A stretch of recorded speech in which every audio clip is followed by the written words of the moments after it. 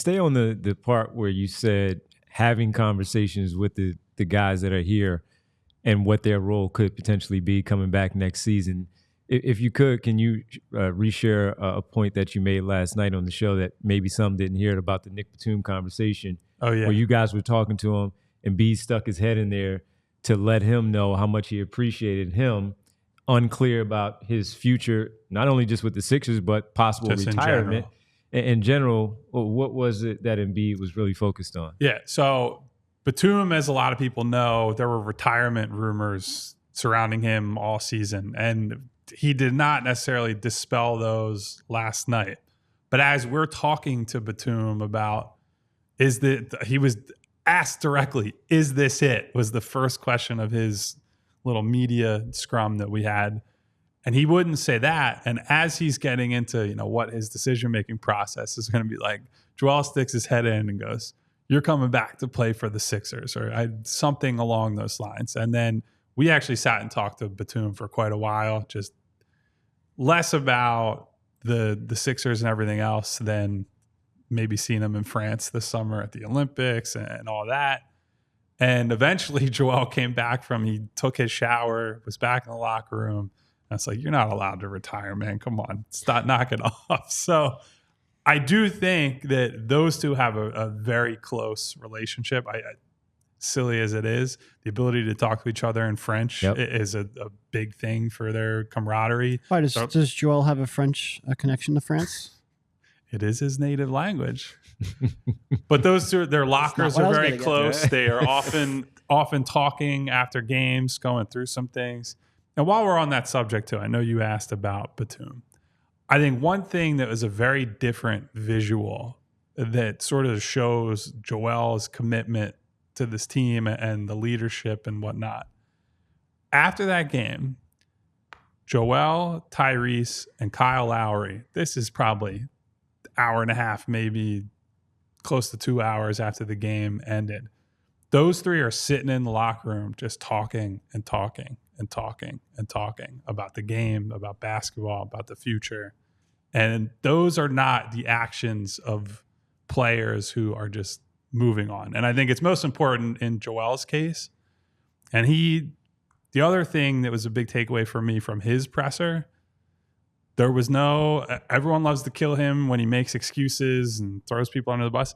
He put the onus on himself and said, no matter what happens, no matter how hurt I am, what I'm dealing with, what the front office does, my job every summer is to come back as a better player and to improve and to give us a better chance to win.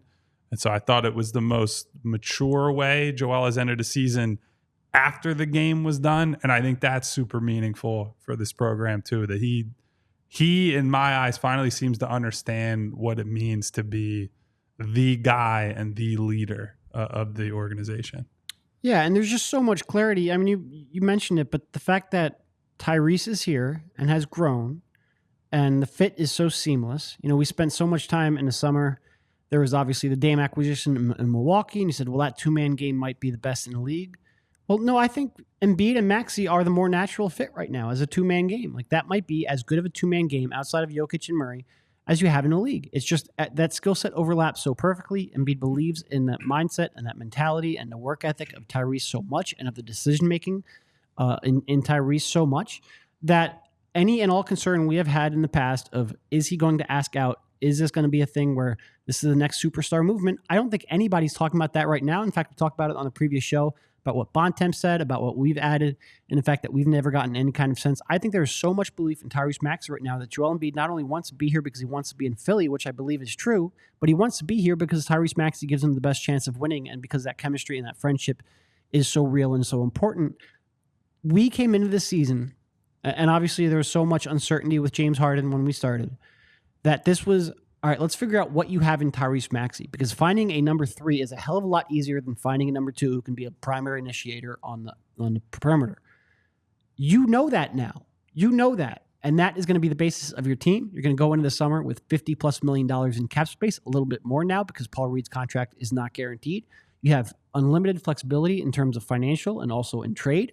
Obviously, the market isn't what you would want, but like I said, you're looking for a 3 now. You're looking for somebody who can run some secondary actions alongside of Tyrese Maxey when Joel's out. You're looking for someone who can spot up and shoot.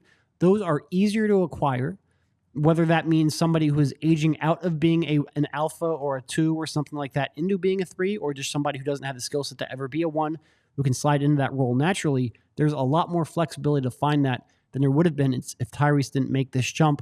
And by the way, Tyrese, what do you average, like 26 and 6 for the season? I don't think any of us are throwing out potential growth in the future out the window. He's still just 23 years old. He could average 27, 28, pushing 30 in a year or two. We don't really know what the upside is for that. That's a great position to be in. And as much as it might be frustrating here to have not advanced out of the second round, this in many ways feels like 2018 Redux, where you have max cap space, you have a lot of optimism. Now, obviously, there's one big difference. The fact that Joel Embiid is 6 years older, that's not insignificant at all. That adds to the urgency of what they are about to do. But there's also one big difference, and you have a building block in Tyrese Maxey that you believe in unequivocally, whereas in the past, I felt like every time we're like, well, yeah, well, no, I believe in Ben Simmons. I really do. And we're like talking ourselves into it. No, I don't. I think everyone in the fan base truly believes in Tyrese Maxey, and they should. He is a legitimate 1 or 2 option. We're not going to spend the summer debating whether he is the 1 or 2. That is immaterial to what we're talking about. But he is up there. He is worthy, and I think that's huge. We all silly like the mayor.